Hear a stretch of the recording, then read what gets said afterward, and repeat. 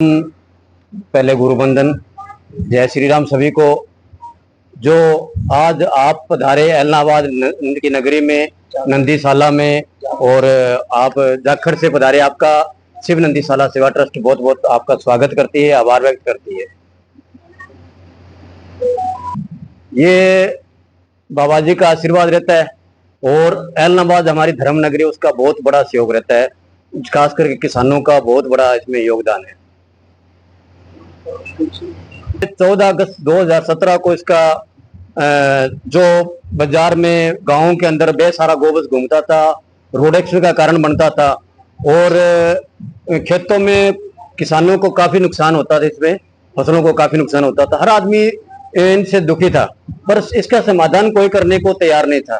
तो इसका बाबा जी के सानिध्य में हमने ये बीड़ा उठाया और आज ये एक बट वृक्ष बन चुका है, जिसमें आप देख रहे हो इतने बड़े शेड लगे हुए हैं, चारा गोदाम बना हुआ है। लगभग हमारे पास में 1300 गोवंश है, जो उनकी देखभाल आप सभी के सहयोग से, जन सहयोग से की जा रही है।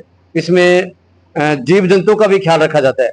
बाबा जी के सानिध्य में जितना भी काम होता है वो हर जीव का ख्याल रखा जाता है बाबा जी के जो आशीर्वाद से, जिसमें हिरण है, खरगोश है, नीलगाय है, कबूतर भी है, मोर भी है, बंदर भी है और बतखें भी है। कोई भी अब हमारे पास में कोई घायल जीव आता है, वन विभाग लेके आता है, तो उसका हम इसका तुरंत इलाज करते हैं और उसका यहाँ देखभाल करते हैं।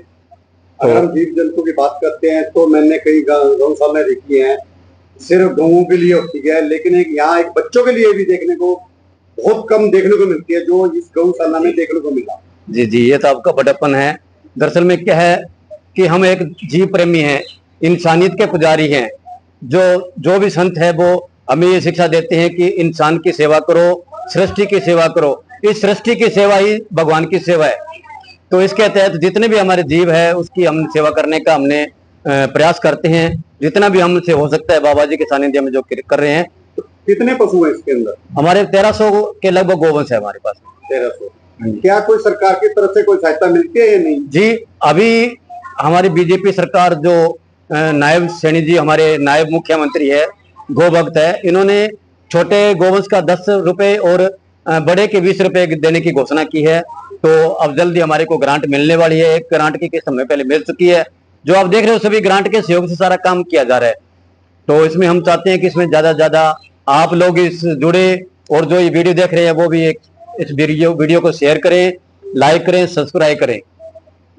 हमारे गुरुजी जो जिनकी आप फोटो देख रहे हैं, चित्र देख रहे हैं गुरुजी की, ये 1985 में आए थे, 1985 में। और शायद दिसंबर का महीना था। बहुत ठंड में यहाँ टिब्बा होता था, बड़े बड़े टिब्बे होते थे, बड़े बड़े टिब्बा के ऊपर धुना लगाया था और बहुत तपस्या किया। तो उस टाइम में कोई साधन नहीं था। टिब्बे के ऊपर कम से कम कहते थे कि 1 महीना तो भोजन की कोई व्यवस्था ही नहीं थी। पानी पी पी करके ही यहाँ तपस्या किया। ये सामने नहर है, वहां पर स्नान कर लेते, आ करके धुना में बैठ जाते, अपना भजन करते। तो लगभग ये 1985 के लगभग का आश्रम बना हुआ है और गुरुजी संस्थापक है, आश्रम के संस्थापक गुरुजी हैं। सबसे पहले गुरुजी ही धुना लगाए थे, संरक्षक संस्थापक सब उनका ही है। बाद में गद्दी तो बहुत बाद में हमारे को मिली। 2001 में जब गुरुजी यहाँ भागवत की कथा रखाए थे, पहले भागवत की कथा कोई विद्वान ब्राह्मण आए थे काशी से, उन्होंने भागवत किया था 2001 में। तब उसी समय उत्तराधिकारी घोषित कर दिया था 2001 में। बाद में जब गुरुजी अपने यहाँ जमात आई थी 2003 में, तो जमात के हाथों भी जो वहाँ के जो बड़े श्री महंत होते हैं उनके हाथ से भी तिलक करवा दिया था और चद्दर उड़वा दिया था। मानो उस समय महंत बना दिए 2003 में ही, अपने हाथों से बना के गए थे। तब से ये, लेकिन गुरुजी का शरीर पूरा शांत हुआ 2011 में, 23 सितंबर 2011 में। तब जो है सभी संत महात्माओं ने मिलकर के फिर से चादर ओढ़ाई, पगड़ी दिया और अपने पुनः जब गद्दी का महंत बनाया। तो इस प्रकार से तब से लगातार अभी तक जो है हम गद्दी को गुरु जी के परंपरा के अनुसार से चला रहे हैं, जैसे वो चलाते थे उस हिसाब से चला रहे हैं। तो जैसा कि देखा गया यहाँ समय समय पर कीर्तन भी होते हैं, भजन भी होते हैं, लोगों की आस्था भी जुड़ी है, दूर दूर से लोग आते हैं, ऐसा क्या है? भजन का ही प्रभाव, गुरु जी के तपस्या का प्रभाव है। गुरु जी ने यहाँ बहुत तपस्या किया है और इस आश्रम में बहुत भजन हुआ है। हाँ, लगातार अभी भी कीर्तन जो है ना, 1 घंटा शाम को जो है कीर्तन लगातार अब भी होता है। हाँ, आरती आधा घंटा आरती और आधा घंटा नाम कीर्तन। और भागवत कई बार हो चुकी है। मैंने स्वयं 5 बार भागवत यहाँ गुरु जी के जाने के बाद ना, गुरु जी के रहते भी हर रविवार के रविवार भागवत करता था और गुरु जी के जाने के बाद 5 भागवत सिर्फ गुरु जी के लिए किया। तो आप बाहर भी जाते हो भागवत करने के लिए? हाँ जी, हाँ जी, बाहर अभी कहाँ तक गए हो आप? छत्तीसगढ़ में प्राय मेरा कथा जो है छत्तीसगढ़ में ज्यादा रहता है। इसके अलावा इस साल महाराष्ट्र में था, महाराष्ट्र से पहले हिमाचल में था और अभी मणिपुर जाना है। मणिपुर इम्फाल में 10 अगस्त से और 17 अगस्त तक कथा है मणिपुर में, अभी इसी अगले महीने में।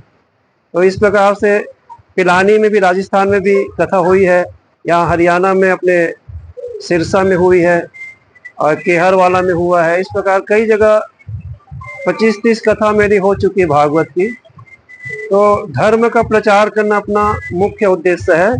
इसके लिए हम कोई कथा का कोई चौराहोत्रे या कोई फीस वगैरह कुछ नहीं लेते। हम जो भगवान भरोसे जो आ जाए राम इच्छा से वही हम, इसके लिए कोई हम निश्चित नहीं करते कि मेरे को इतना देना ही पड़ेगा।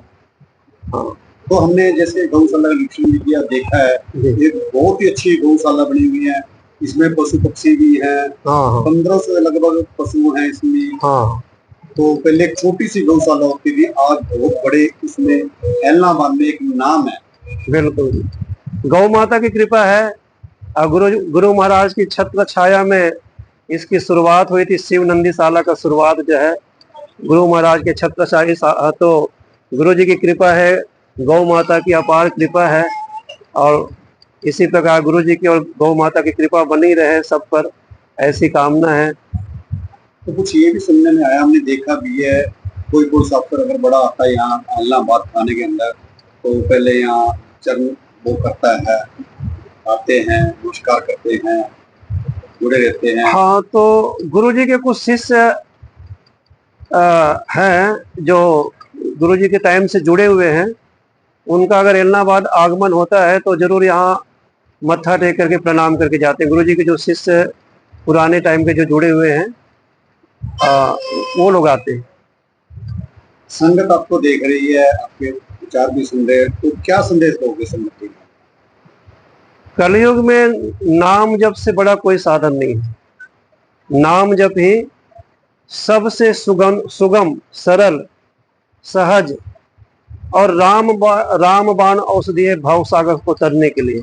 इसलिए नाम जप अवश्य करें, क्योंकि नाम जप के बिना कुछ भी नहीं है। जब तक आप नाम जप नहीं करोगे तब तक अंतःकरण की शुद्धि नहीं हो सकती। चाहे कितना तीर्थ कर लो, कितना भी दान कर लो, कितना भी व्रत कर लो, यज्ञ कर लो, हवन कर लो, कुछ भी कर लो, लेकिन अंतःकरण की जो निर्मलता है, शुद्धता है, वो सिर्फ नाम जप से ही हो सकती है। अन्य साधन उनके सामने फीके हैं। बाकी सब तो बस ऐसे ही है। बाकी नाम जप महान औषधि है कलयुग को पार करने के लिए। ठीक, जय श्री कृष्ण। जय।